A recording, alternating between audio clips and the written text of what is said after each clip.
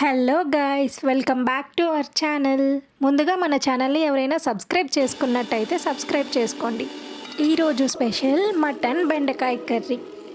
ఇప్పుడు time night 7:30 అవుతుంది. నాకు టైం తక్కువ ఉండడంతో నేను మటన్ని ప్రెషర్ కుక్కర్లో బాయిల్ చేసుకుంటున్నా, త్వరగా అయిపోవాలని. ఇంకా ఇది హై ప్రోటీన్ కూడా, సో నైట్ పడుకునే ముందు తింటే హెల్త్కి కూడా అంత మంచిది కాదు. మోస్ట్లీ మటన్ మేము ఆఫ్టర్నూన్ ప్రిఫర్ చేస్తాం, కానీ అనుకోకుండా డిన్నర్లో చేసుకోవాల్సి వస్తుంది. నేను 6 to 7 విజిల్స్ అయితే పెట్టుకున్నా, 90% ఆఫ్ మటన్ కుక్ అయిపోవాలని. మా ఇంట్లో మటన్ కర్రీ కంటే మటన్ సూప్ బాగా తీసుకుంటాం, ఎందుకంటే మా ఆయనకి హ్యాండ్ బ్రేక్ అయినప్పుడు అది చాలా హెల్ప్ అయింది త్వరగా బోన్ కలవడానికి.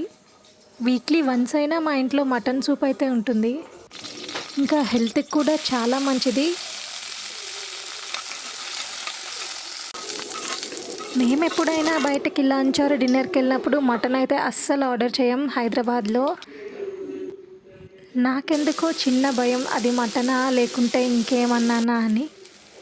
ఇప్పటి వరకు నేనైతే ఒక్కసారి బయట మటన్ తిన్నా నాకు తెలిసి, అది కూడా చాలా డౌట్ఫుల్గా. ఇంకా అప్పటి నుంచి బయట తినడం మానేసాం. ఎప్పుడు మటన్ కావాలన్నా ఇంట్లోనే చేసుకుంటాం.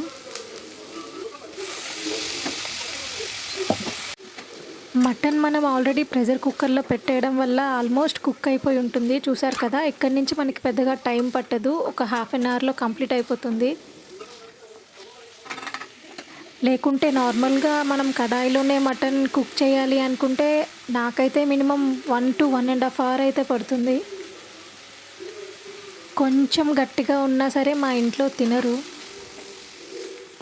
మటన్ అనేది మనకి గుడ్ సోర్స్ ఆఫ్ ప్రోటీన్. చికెన్తో కంపేర్ చేసుకుంటే ఇందులో ఫ్యాటీ యాసిడ్స్ కూడా తక్కువ ఉంటాయి. సో ఎవరైనా డైట్, జిమ్, వర్కౌట్స్ చేస్తున్న వాళ్ళు మీ ఎవ్రీడే మీల్లో మటన్ని యాడ్ చేసుకోండి, చాలా మంచిది.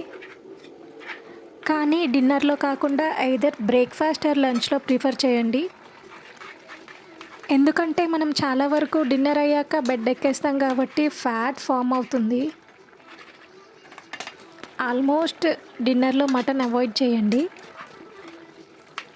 ఈరోజు మార్నింగ్ మాకు టెంపుల్కి వెళ్ళి ఆఫీస్కి వెళ్ళిపోయేసరికి టైం కుదరక నేను మార్నింగ్ చేయలేకపోయా. ఇంకా ఆప్షన్ లేక డిన్నర్లో మటన్ అయితే చేస్తున్నా. అందుకే డిన్నర్ ఆల్మోస్ట్ 8:30లోగా తినేస్తాం. ఎందుకంటే పడుకునేసరికి 10-10:30 అవుతుంది కాబట్టి ఈలోగా ఒక చిన్న వాక్కి వెళ్ళి వచ్చేయచ్చు. సో ఫైనల్లీ ఇలా మన కర్రీ అయితే రెడీ అయిపోయింది. దీనికి నేను కాంబినేషన్లో బగారా రైస్ అయితే చేశా.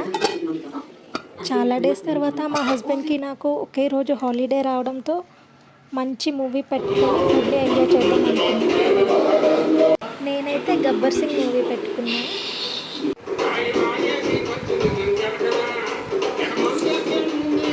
ఇప్పుడిప్పుడే బయట చిన్నగా వర్షం కూడా స్టార్ట్ అయింది. కర్రీ కూడా చాలా బాగా కుదిరింది. ఫైనల్లీ మా డిన్నర్ ఇలా అయిందన్నమాట. సో మీకు కూడా మా వీడియోస్ నచ్చినట్టయితే please do like, share and subscribe to Revathi spicy tiles.